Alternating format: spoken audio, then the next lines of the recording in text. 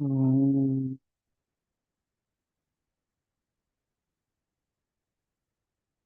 mm, mm,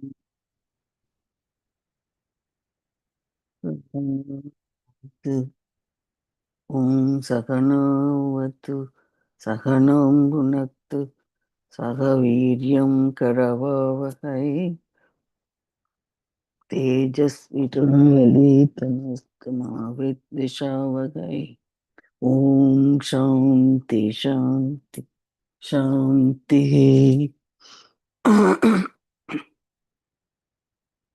Sadasivasamaramvam Sankaracharyamathyamam Asmadacharyaparyantam Vande Guru Paramparam Vande Guru Paramparam Narayanam Namaskritya Naram Chaiva Narottamam Devim Saraswatim Vyasam Tado Jayamudire.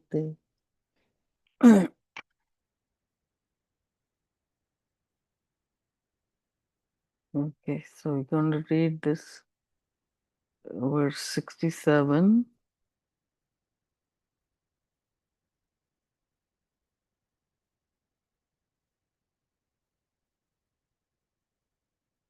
The recording is on, Dr. Brahmara.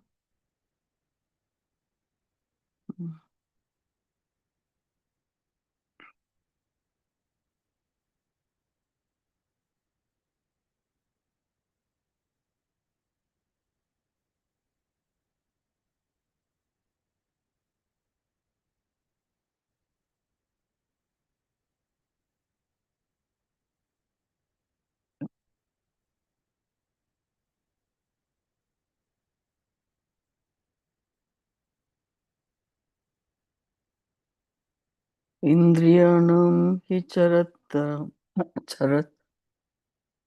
Indriyanam hi charatam Anmano nudvidyat vidiyate Tadasya harati prajnam Vayurnavam ivambasi.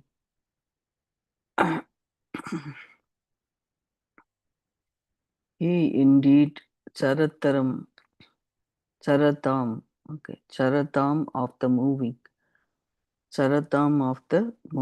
indriyanam of the senses, yat manaha, that mind which, anuvidya, anuvidyate, anuvidyate, anuvidyate is follows in the wake of, follows in the wake of, that asya his pragnam knowledge, harati robs away, vayu the wind, navam a small boat, iva just as ambasi on the waters. He sharatam indriyanam yatmanah vidiyate anuvidiyate tat asya pragnam harati vayuhu navam iva ambasi. The mind that follows the moving senses, the mind that follows the moving senses, indeed robs the person of his knowledge. So the mind that follows the moving senses indeed robs the person of his knowledge. Just as the wind carries away a small boat on the waters.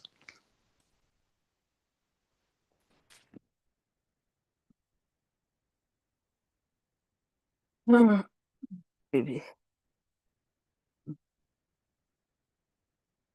For the one whose mind is not resolved and is therefore in the hands of ragadveshas, there is no knowledge.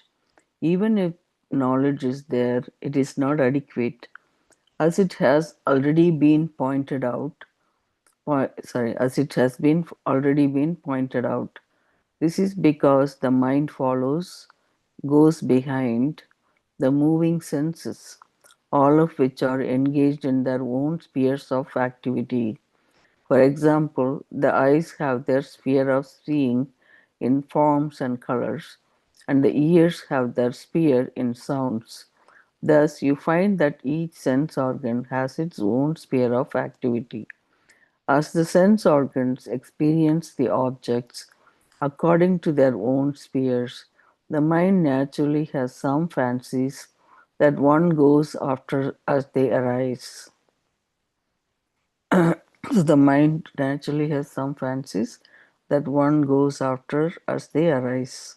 In other words, you go along with the sense cravings. The person being discussed in this verse is one whose mind joins with the sense perceptions, with reference to which there are certain inner cravings or fancies.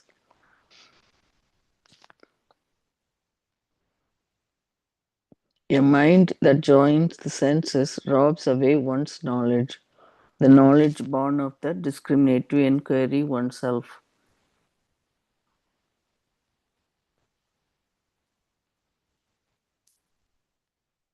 Mm. Who is this Zoom user?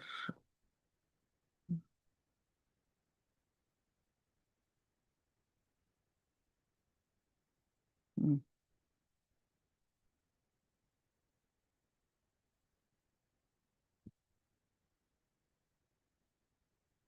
The person being discussed in this verse is one whose mind joins with the sense perceptions, with reference to which there are certain inner cravings or fancies.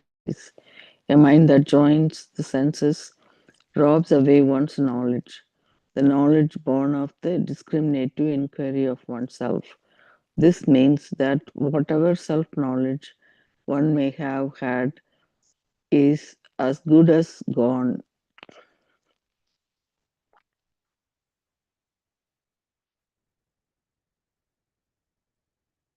The mind, meaning the will of such a person, is one that says yes to everything that is not to be done and no to whatever has to be done. To illustrate this point, Krishna used the example of the wind with its capacity to take a small boat away from its destination.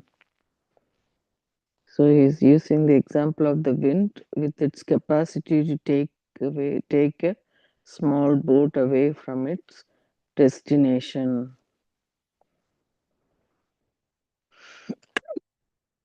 Excuse me. Robbed of self knowledge, the mind is busy with the objects alone. It has no time for self knowledge. In fact, there is no time for anything because there are so many ragadveshas. Because situations do not happen as you want, there is nothing but concerns one after the other. First, the pressure of ragadveshas is in the form of undifferentiated concern, and then the concern is in the form of desire, regret, disappointment, sorrow, despair, anxiety, and the constant sense of loss. So it's all taking different forms: desire, regret, disappointment, sorrow, despair, anxiety, and constant sense of loss. When the mind is occupied with objects, there is concern.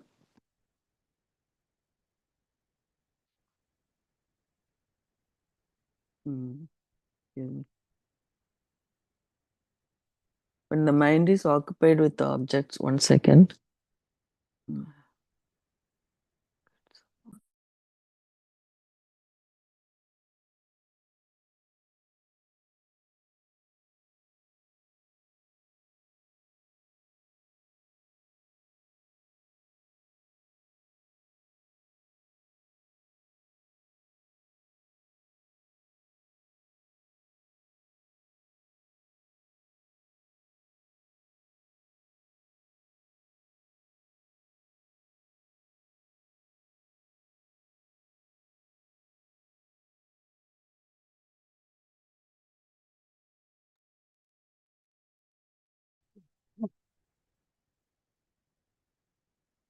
Robbed of self knowledge, the mind is busy with the objects alone.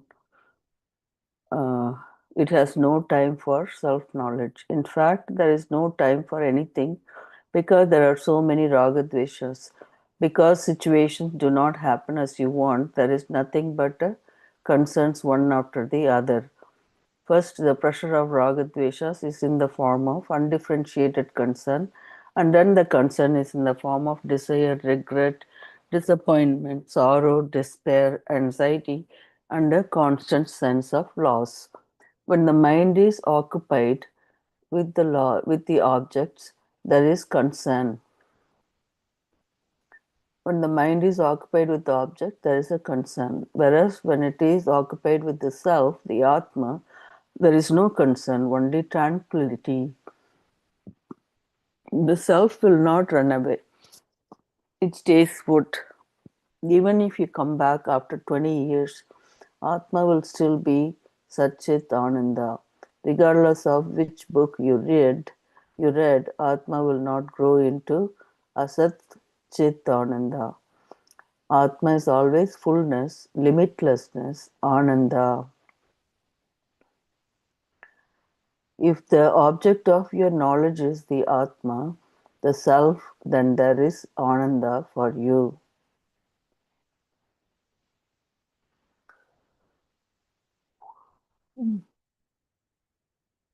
Krishna summed up all that he had said with reference to one's knowledge becoming steady in the following verse. So we uh, we read this yesterday, and I read it again. Is there anything you want me to repeat it here?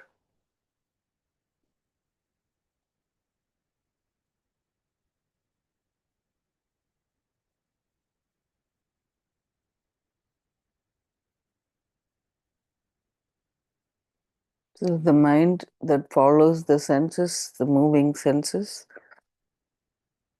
more of like an object that is like impermanent, right? So that if we don't get it, then you get all this manifested concern that becomes regret,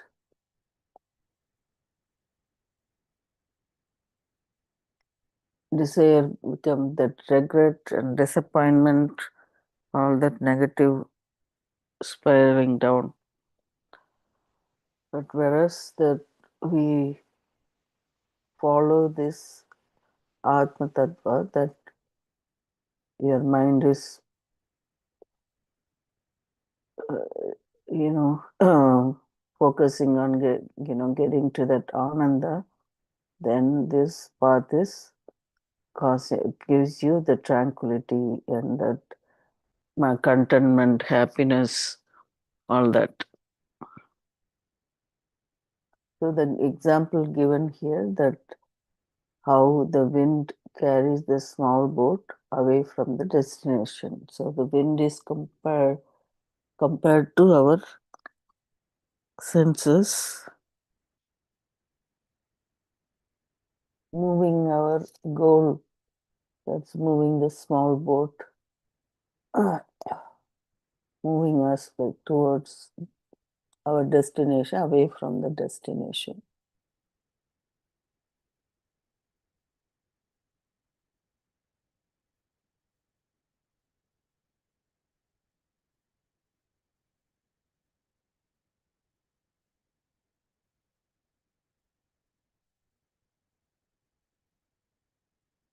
So as long as we have that rasa in our mind, then we are drawn towards that fear of senses activity, and then that mind is not going to be under our control. It drags down there. So the key thing is to drop the raga dveshas. Dropping meaning like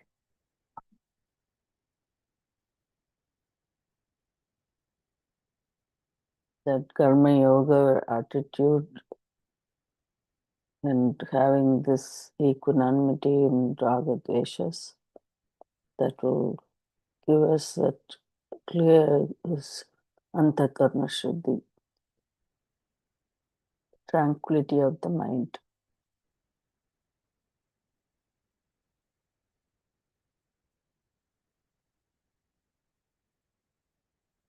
Mm.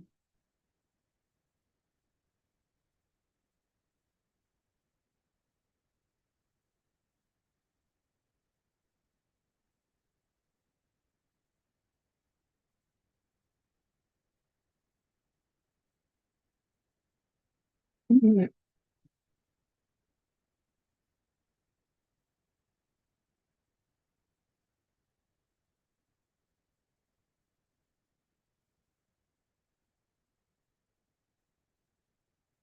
So the following verse, the Krishna summed up all that he had said with reference to one's knowledge, becoming steady in the following verse. Tasmadasya mahabaho nigrihitani sarvashah indriyani indriyartebhyas artebhyastasya prajna pratisthita. Tasmat, therefore, Mahabaho, O mighty armed Arjuna, Asya, whose Indriyani, senses, Indriya Artebhyaha, from sense objects. Indriyani is the senses, Indriya Artebhyaha is from sense object. Indriya Artebhyaha. Sarvashaha, completely. Nigrihit, grihit, grihitani, Nigrihitani, or withdrawn. Nigrihitani is or withdrawn or withdrawn, mastered. Nigrihitani. Tasya, his. Prajna, knowledge. Pratisthita is steady. Tasmat mahabaho. Asya indriyani. Indriyartebhyah. Sarvashah. Nigrihitani. Tasya prajna pratisthita. Therefore, O mighty armed Arjuna, the knowledge of one whose senses are completely withdrawn, mastered from their respective objects, is steady.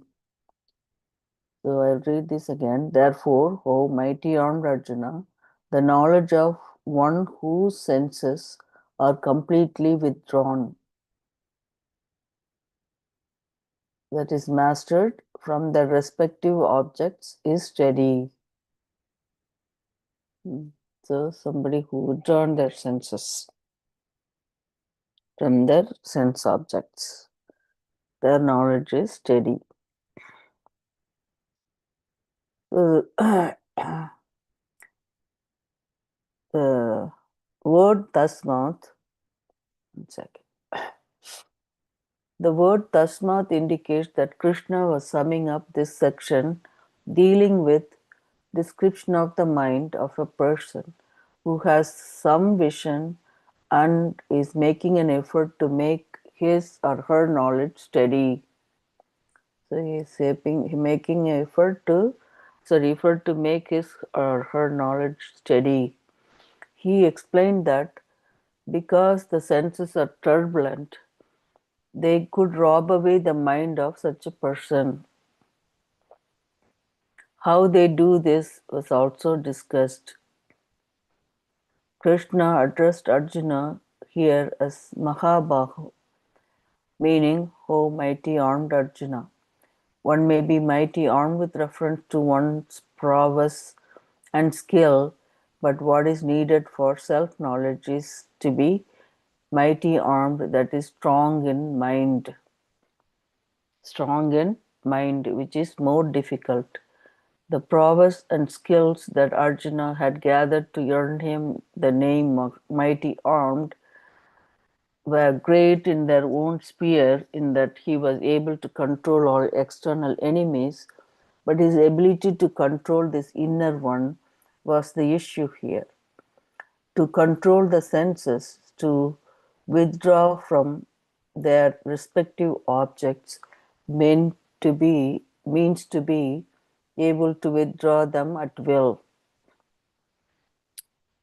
So I'll read that line again. To control the senses, to withdraw them from their respective objects mean to be able to withdraw them at will,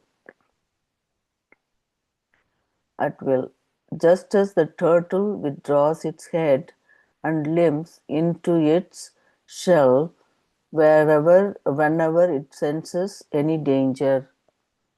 So the turtle withdraws its head and limbs into its shell whenever it senses any danger. If you want to release the senses, release them. If you want to withdraw them, withdraw them. This means that senses are under your control. Only when you have the capacity to withdraw your senses at will, can your knowledge be steady.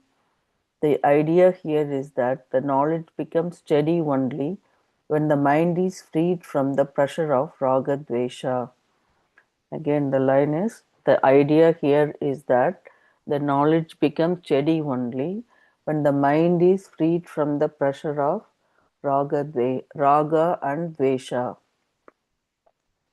To the extent that you master your likes and dislikes, to that extent your knowledge stays.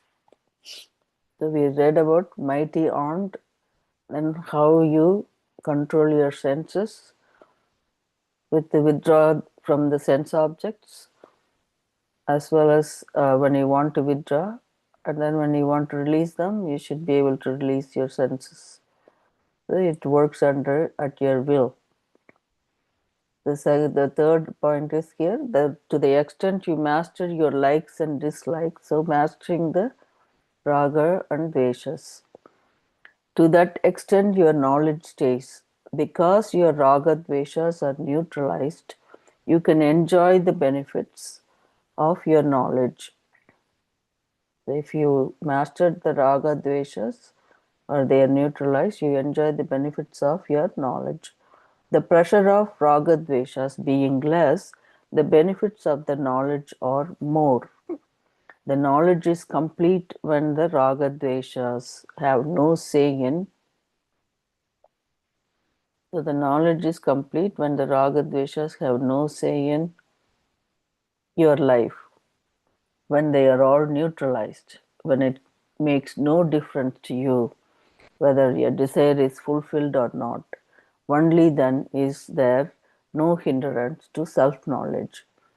Knowledge and mastery of the mind go hand in hand.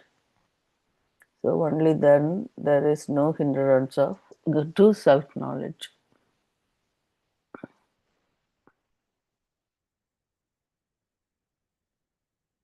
So knowledge and mastery of the mind go hand in hand. There is a certain trick to all this in that as one's knowledge grows in clarity, mastery of the mind over the raga dveshas also takes place. So it goes like simultaneously, looks like. There is a certain trick to all this in that as one's knowledge grows in clarity, mastery of the mind over the raga dveshas also takes place. With the karma yoga attitude, the raga dveshas are mastered to a certain extent and the knowledge becomes clearer. Thus, there is a mutual kinship between the two. So, I'll read this paragraph one more time. There is a certain trick to all this in that as one's knowledge grows in clarity, mastery of the mind over the raga dveshas also takes place. With the karma yoga attitude, the raga dveshas are mastered to a certain degree, certain extent, and the knowledge becomes clearer. Thus, there is a mutual kinship between the two.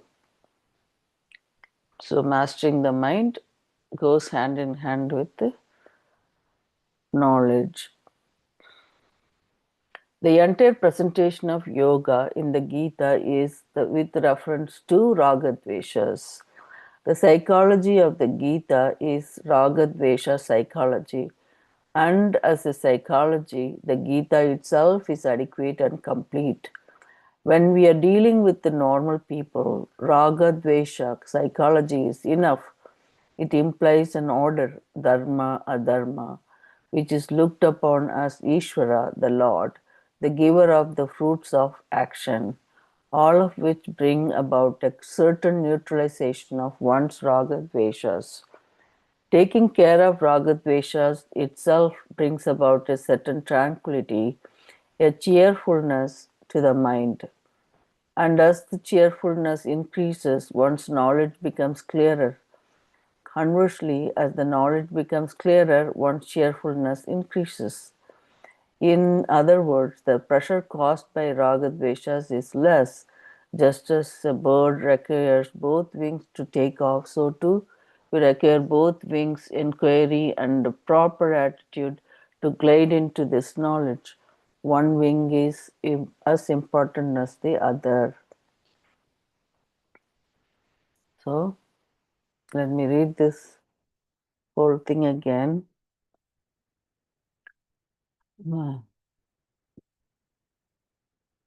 So the entire presentation of yoga in the Gita is with reference to raga dveshas. The psychology of the Gita is raga dvesha psychology, and as a psychology, the Gita itself is adequate and complete. When we are dealing with normal people, raga dvesha psychology is enough. It implies an order, dharma, adharma, which is looked upon as Ishvara, the Lord, the giver of fruits of action. So the Gita psychology, they even talk about this Ragadvesha psychology, all of which bring about a certain neutralization of one's Ragadveshas.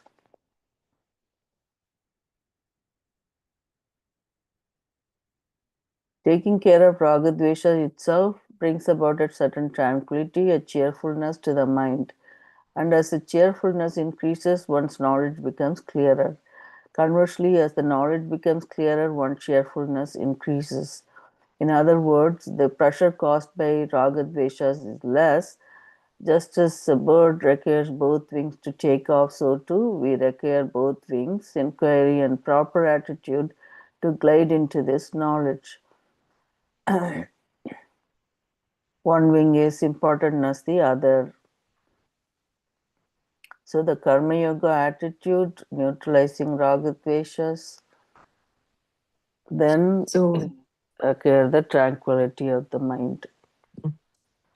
so in other words, these two wings, one is jnana and the other is bhakti.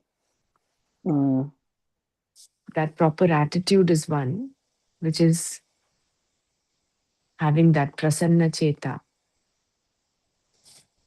And right, knowledge is pursuing knowledge, self knowledge. right. The This inquiry is a self inquiry, right? Right. correct. Yeah. So I thought proper attitude is being that Karma Yoga Yeah, karma yoga implies plays that attitude, right? having that attitude of devotion, right? When you Devotion. Yeah. Okay. yajna bhava, you're doing Mm, everything as an offering and you're mm, taking everything as right. prasada. To the Ishvara, right? So it is, there is an attitude of bhakti. See, that Mm, is why in the beginning it is said karma yoga cannot happen without recognizing Ishvara. Ishvara, right? Otherwise, it will be only simple samatva, Yeah.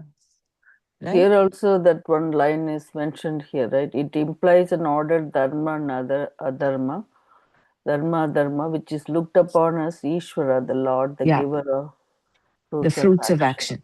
Yeah. So all of which bring about a certain neutralization of one's ragadveshas. Mm, So the psychology has been mentioned here in one big paragraph of ragadvesha psychology. yeah. Yeah. they are mentioning this in different ways. Every every time they mention it in a different way. This doesn't happen without this. They all go Mm. in hand like that. So And knowledge they can. they feed one another, no? So the Mm, more, the clearer one's mind is, mm, the less entangled it is, the more together that heart and mind are, right. the better the knowledge of the clarity of understanding. Clarity of knowledge becomes clearer. And the Mm, more clear knowledge is, the more you are able to neutralize whatever remaining ragadveshas. So gracious. they both are counter, um, Mm, they counter support one another. mm. So the yeah. So the sense object, sense organs, basically the raga dveshas is the key thing for all of the the basis for all these things, right? I mean, all these problems. Problem meaning uh, not acquiring the self knowledge, or we are in the ajnana part, is because of the raga dveshas. So that is had to be under control.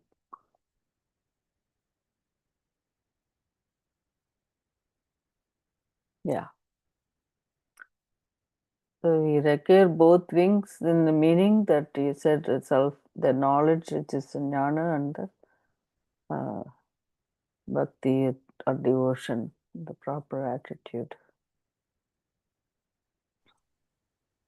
That is why Chayana, Swami Surya Padaji, when he Mm, was giving his Bhagavad Gita lectures, he would say mm, it is very important, not just, of course, learning, chanting, and reading the mm, Bhagavad Gita is important, but mm. reading the Bhagavatam is also important, Right. because Bhagavatam is all about bhakti.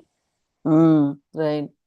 Bhagavad Gita is all about, yes, knowledge, but so you need both the wings, jnana and bhakti. Right. Yeah, I was thinking about it. That Bhagavatam we did one time, and to really understand Bhagavan, right? That's one Puranam is really complete with all his.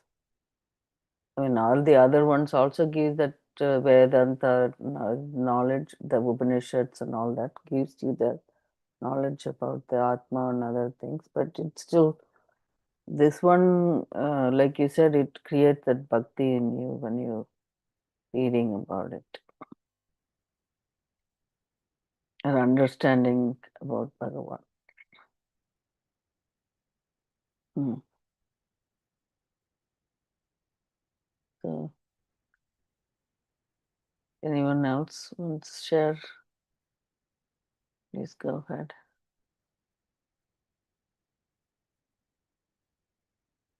So, oh, Mahabahu, he really answered that question. Like, you can be very mighty armed person, but if you don't have your mind under control, that's not going to help. How you can do all the external things like fighting the enemies and stuff.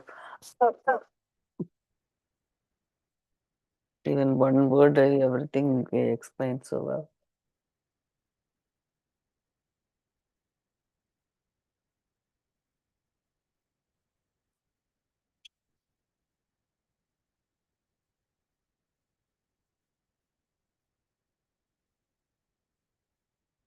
Oh.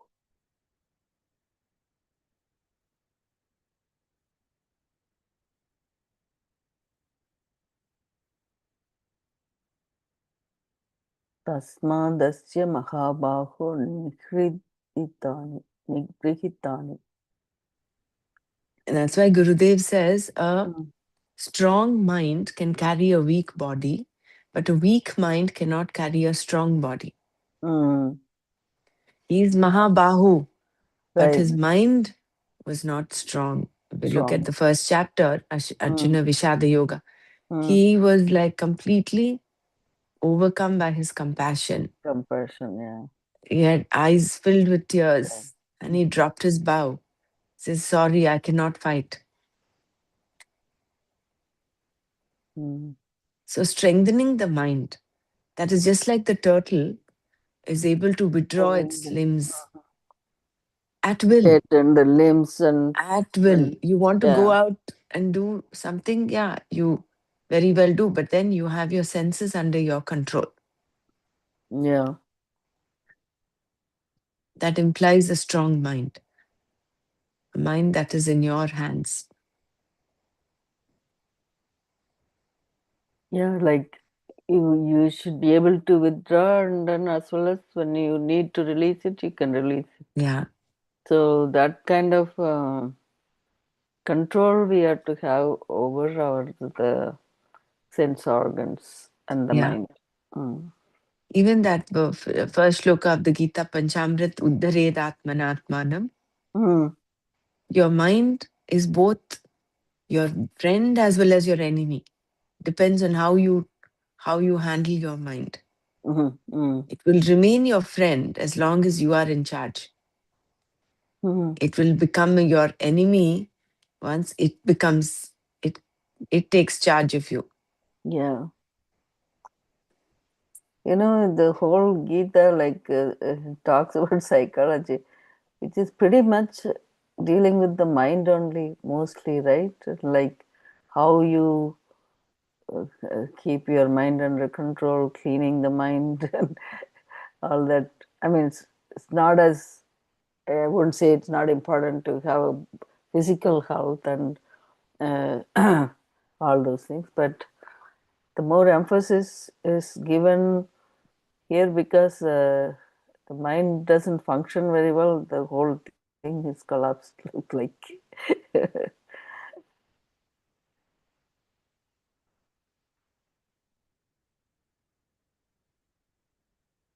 which is true.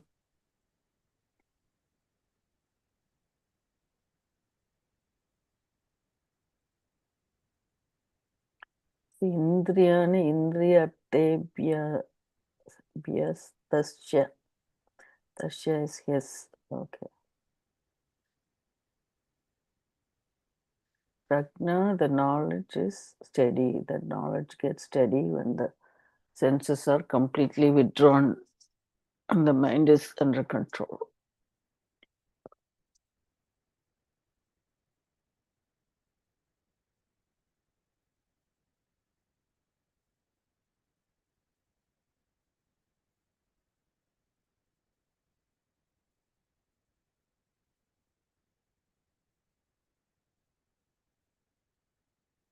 So this is the first step in the one of the verse, right? So it says the knowledge of one whose senses are completely withdrawn from the respective objects. Like the eyes has its own sphere of activity, the ears has another sense, and the skin and everything else, like all the five senses, the taste and the smell and everything, right? So all the sense organs, whatever you are feeling, that is to be completely withdrawn from the respective objects, then the knowledge is steady. So the mind is less and less of the raga dveshas. When the less and less raga dveshas, the pressure is less to the mind, so the knowledge happens.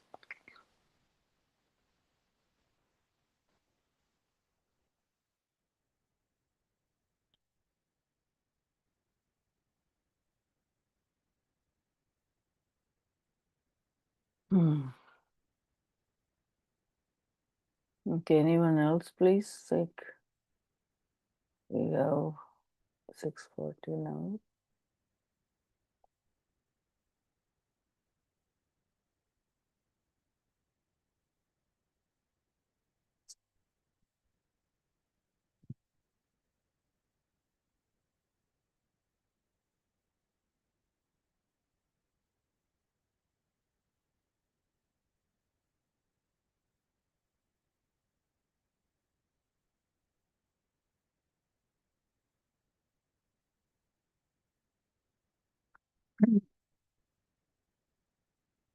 या निशा सर्वभूतानां तस्यां जागर्ति संयमी यस्यां जागृति भूतानि सा निशा पश्यतो मुनिः.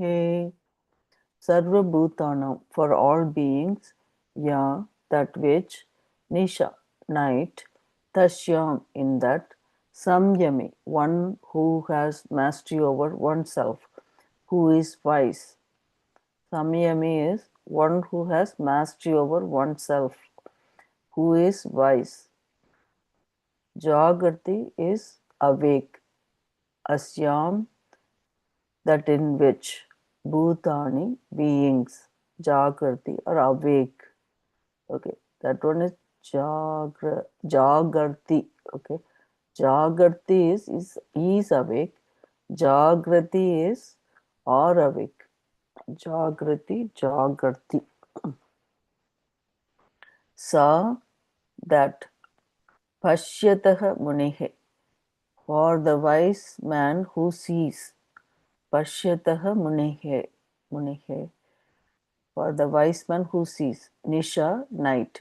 Sarvabhutanam ya nisha tasyam samyami jagarti asyam bhutani jagrati sa pashyatah munihe nisha. In that which is night for all beings. Yeah, this one we read this. In that which is night for all beings, the one who is wise, who has mastery over oneself, is awake. That in which beings are awake is night for the wise one who sees. Again, in that which is night for all beings, the one who is wise, who has mastery over oneself, is awake. That in which beings are awake is night for the wise one who sees. Krishna had been answering Arjuna's question about how a person of wisdom, a Sita Prajna, is defined and how such a person interacts with the world. Upon analysis, we find Krishna's answer a very interesting one. First, he defined a Sita Prajna as one who is happy with himself by himself, and thereby one who is free from the hold of all desires. Okay, one who is happy with himself by himself, and thereby one who is free from the hold of all desires. One who is able to give up all binding desires as they arise in one's mind. Being happy with oneself in oneself is awake to the nature of oneself and is therefore wise. The wisdom of such person is steady. So this Jagrati and Jakrati is how it happens, right? So the one who is able to give up all binding desires as they arise in one's mind, being happy with oneself in oneself, is awake to the nature of oneself and is therefore wise. The wisdom of such person is steady. Although Arjuna expressed the second part of his question with the words, how does a wise person talk, sit, and walk? The spirit of his question was, how does such a person interact with the world?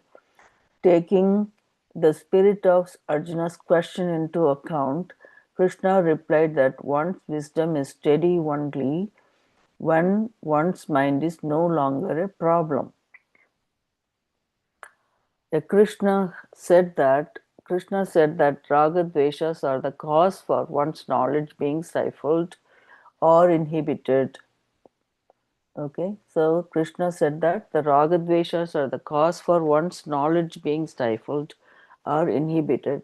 For the person whose sense organs are freed from raga and dvesha, okay, the sense organs are freed from raga and dvesha, and whose pursuits are not backed by raga dveshas,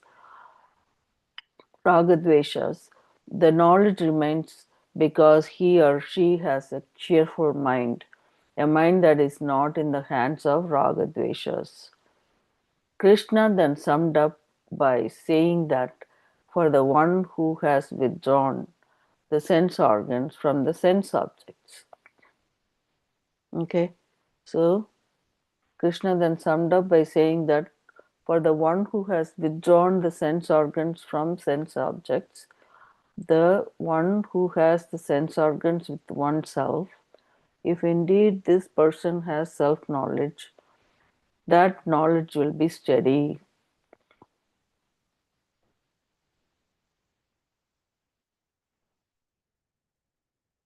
Having said all this, Krishna was not very happy with his reply to Arjuna's question because he knew that to know whether or not another person is wise, you yourself must be wise. How else are you going to know otherwise? Only a person who is wise knows what it takes to be wise.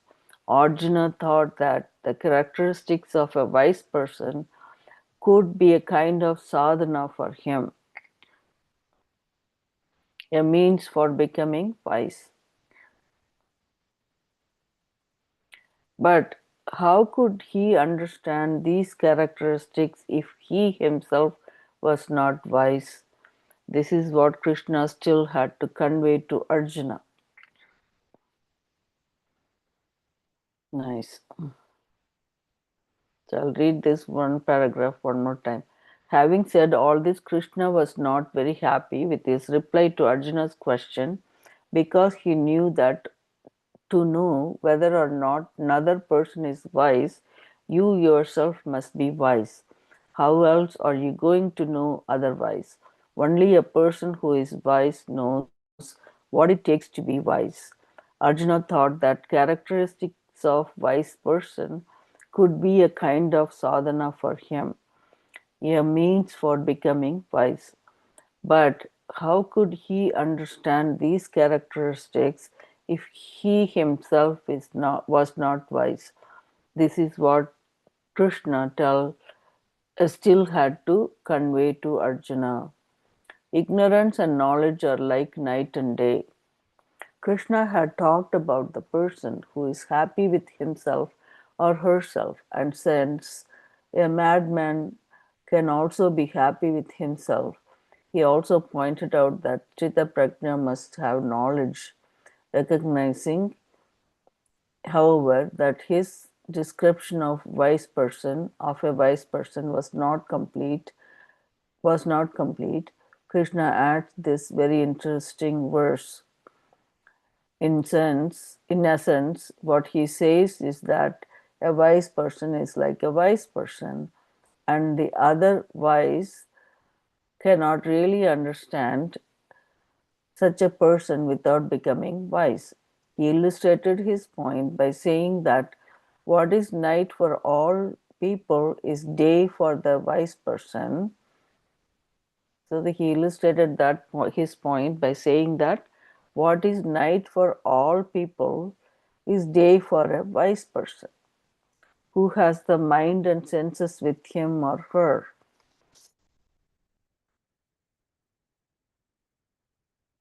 Such a person is called samyami here. The word yama means mastery or control over the mind and senses, and samyami, one who has that mastery along with the knowledge. Okay, so let me see 1 second. The not samyami is here, one who has mastery over oneself, who is wise. So, one who had the samyami. Yama means mastery or control over the mind and senses, and samyami, one who has that mastery along with the knowledge. Further, Krishna said that which is a day for everyone else is night for the wise person, called Muni here. Muni means that the Muni means the one who sees things clearly. Manana Shila. Hmm. So Muni means the one who sees things clearly, Manana Shila.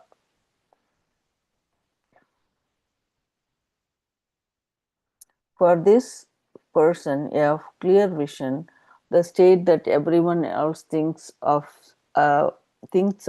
as day is night.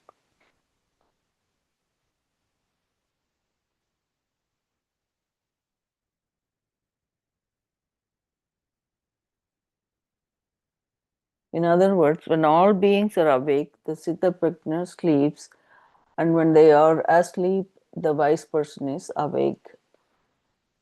Does this mean that the one who is wise is some nocturnal being like a bat or a thief who prowls about at night? Not at all. Just as the darkness of night does not allow you to see objects as they are, night here represents darkness with reference to one's knowledge not being clear. Mm.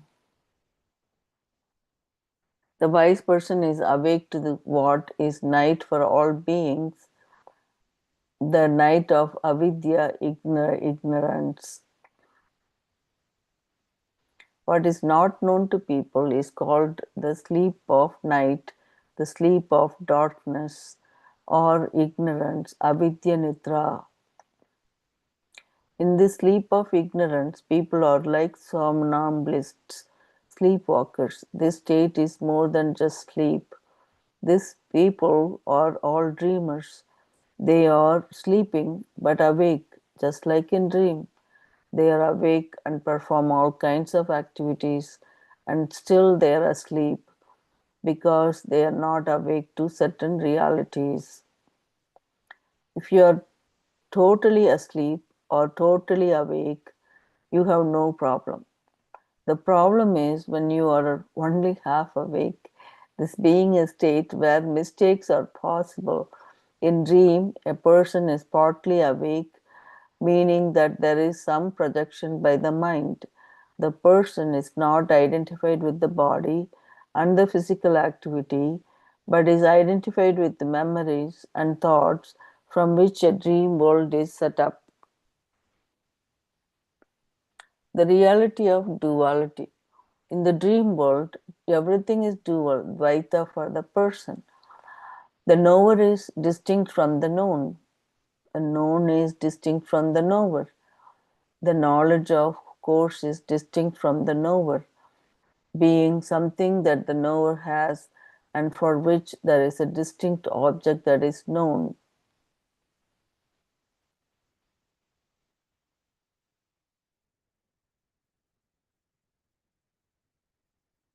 This division in dream is a reality for the dreamer, but upon awaking, uh,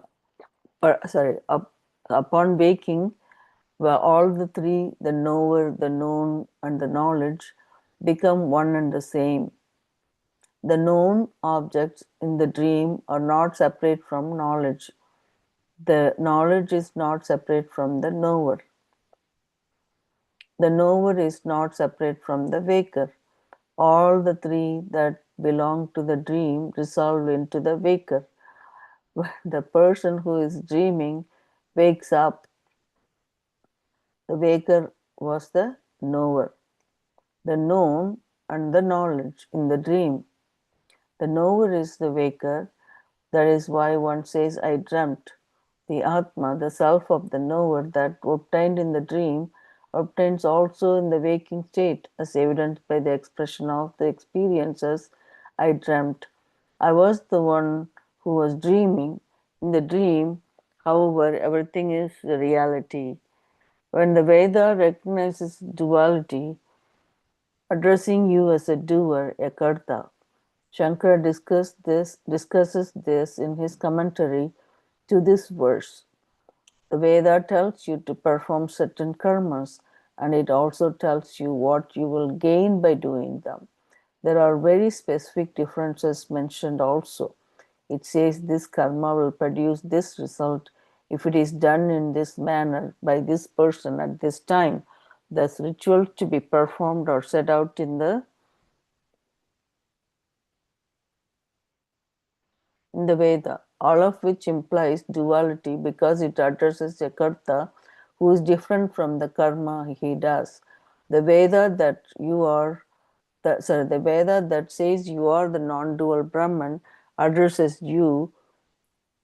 Okay, the Veda that says you are the non-dual Brahman addresses you in the earlier sections as a person who wants certain results and who is going to get these results later. The connection between the person and the results is established by performing certain prescribed rituals, as the result of which is punya. This punya is what connects the person to the result.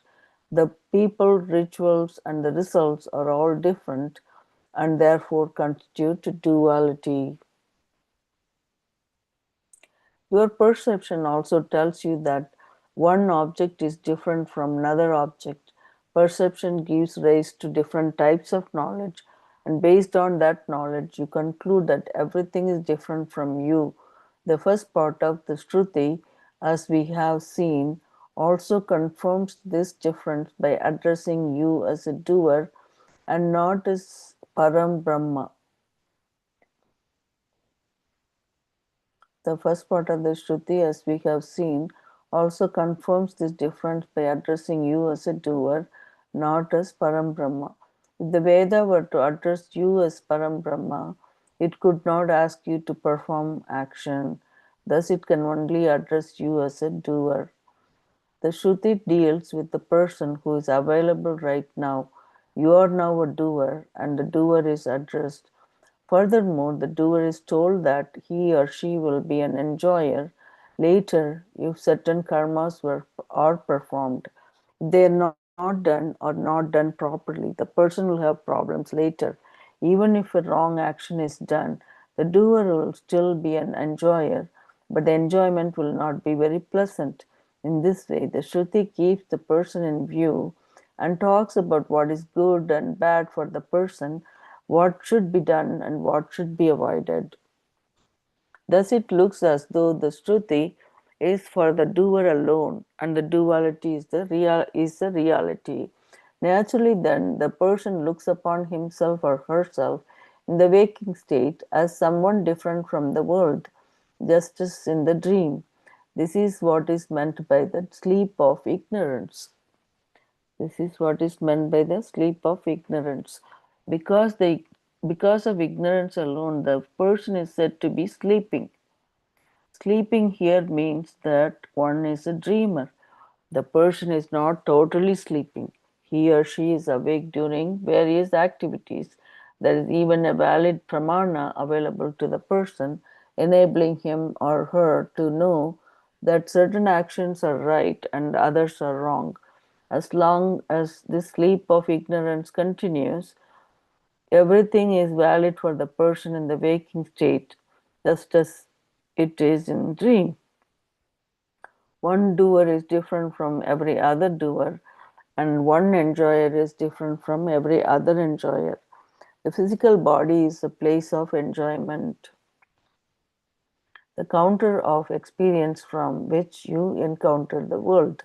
It is point from which one operates. It is the point from which one operates.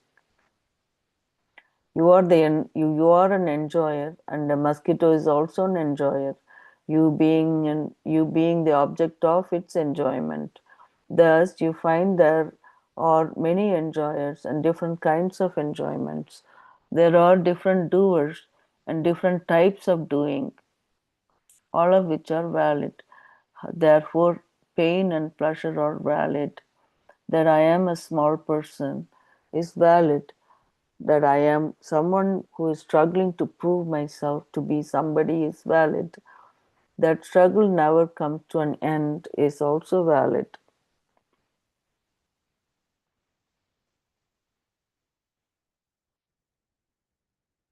Okay, so we have almost time now. Reality of oneness. Comparison is not possible. Looks like this is going to be a long one. Mm.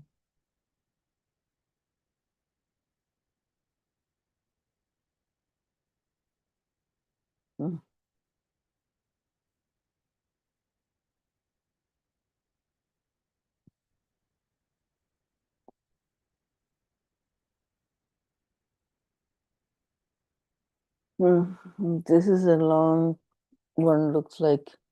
So we have to read this over again, 69 verse from 379 to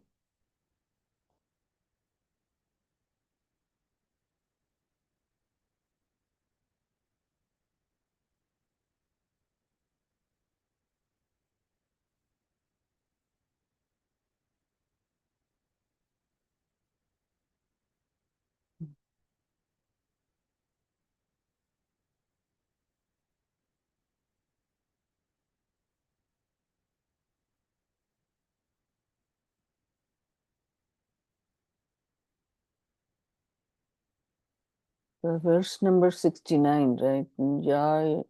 Ya Nisha Sarvabhutanam Ya Nisha Sarvabhutanam Tasyam Jagrati Samyami Yasyam Jagrati Bhutani Sa Nisha Pashyatu Munihe. So this one we have to read it again. I think it's pretty long one, looks like. So the how you know the wise person for to answer Arjuna's question, Krishna didn't get satisfied with his answer, so he goes on explaining a little bit more how the wise person can be identified, but he can only know wise person when he is wise. So he can't uh, without knowing that person is by just knowing the characteristic of wise person, he won't get to know the wise person. So he's trying to give more input as to what wise person can be. He can be awake when all beings are asleep. When all beings are awake, the wise person is asleep, meaning the wise person is himself is with this knowledge. So whereas all the other beings are in that ignorance compared to that darkness.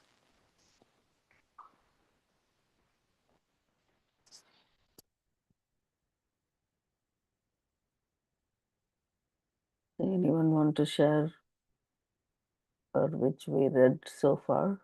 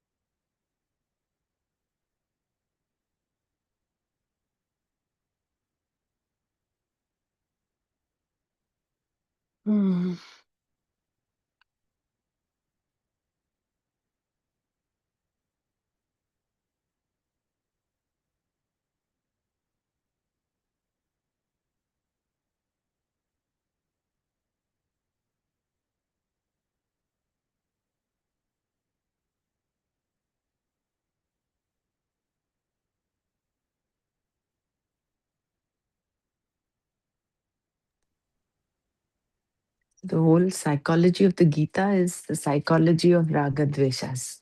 Mm, The whole crux, the matter lies there. So right. apart from pursuing this knowledge, see, the first part of the Veda talks about you being a doer as well as an enjoyer. That is the Mm, whole thing about doing certain sure. rituals and getting punya or getting a desired result. Whereas the last part of the Veda, the Vedanta talks of the truth that you are the one. There is no Dvaita. There is only Advaita. So it is Dvaita initially and then Advaita. So our journey as a mumukshu is from this duality to non-duality. And while being in this duality, taking on the attitude of a karma yogi. So, therefore, of all the 5 different karmas, you have kamya karma, nitya karma, naimitika karma, and then you have prayaschitta karma. So, kamya karma is what we need to drop as the first thing, as a karma yogi. Because as long as you're doing kamya karma, that is, you want some desired result. Mm.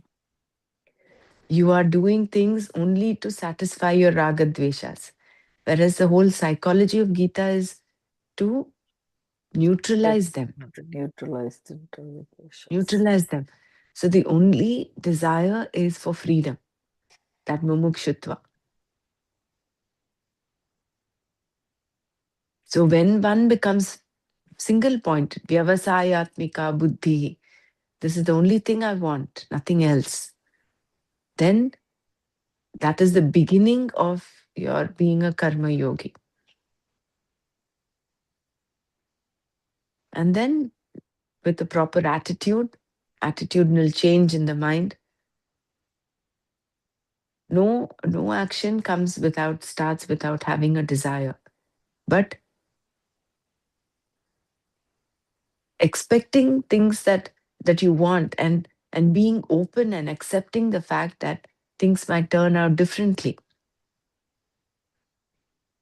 that attitude will, and taking everything that comes as an outcome as prasada, that will ensure that your chitta remains prasanna.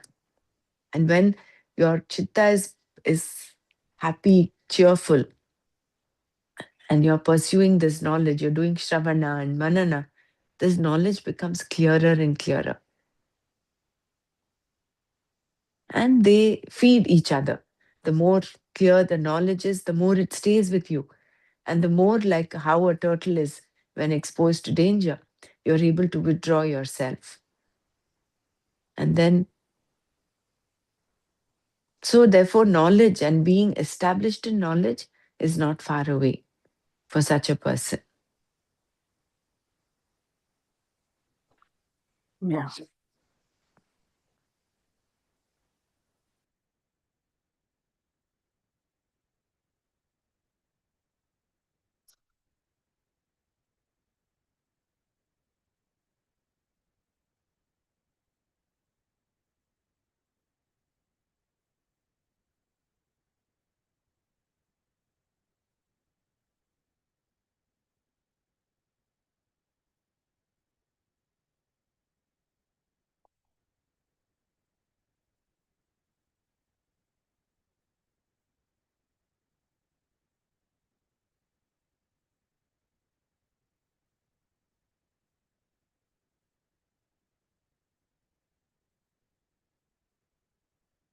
I don't know who's reading tomorrow. It's Bernal or you're reading, Dr. Brahmara.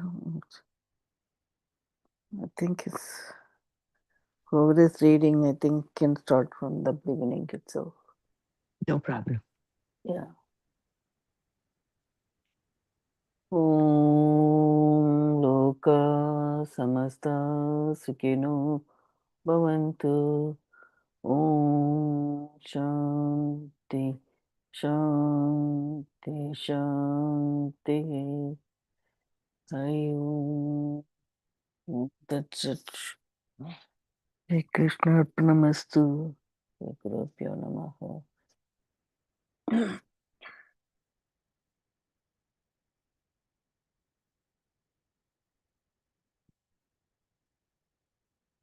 Are you sharing the meditation, Dr. Brahma?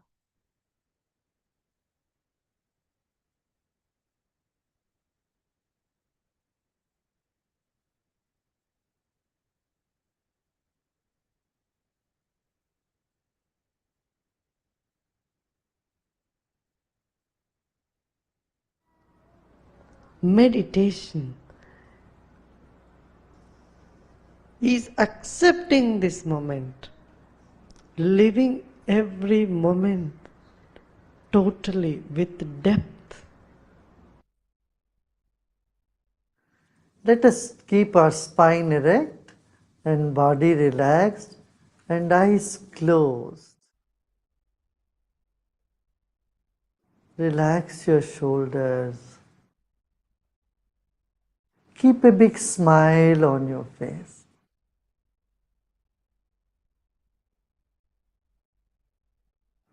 You're sitting like the statue of Buddha, very serene and with a serene smile on your face.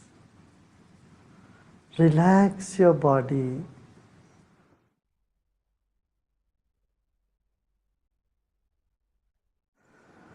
Let's take a deep breath in and breathe out.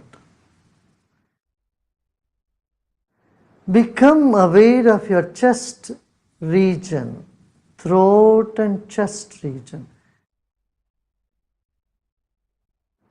If you notice some tension in the body, just let it be. Except those parts of the body where you feel a tension, the other parts are in comfort. Other parts are at peace. Become aware of that also.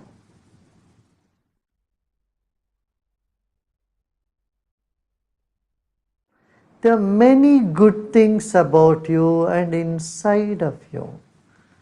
Acknowledge them. They will never leave you.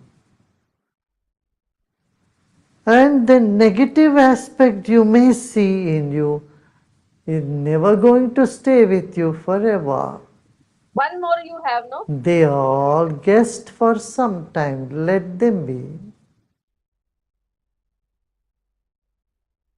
Sit with the total acceptance of yourself the way you are at this very moment. Total acceptance of what is now here lead us to deeper meditation.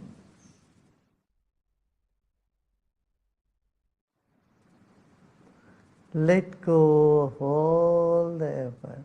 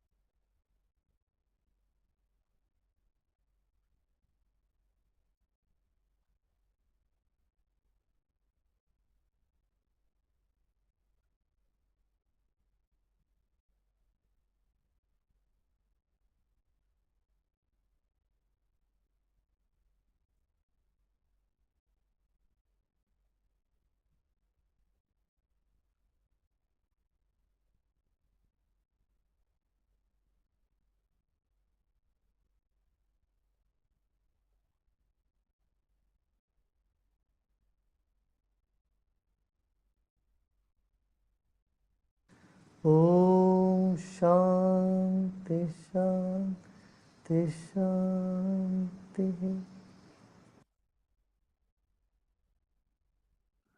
Let go of all your effort and be in this emptiness.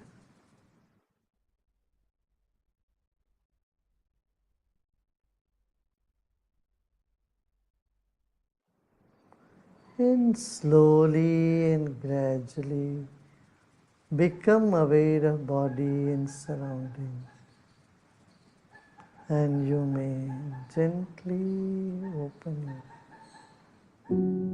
eyes.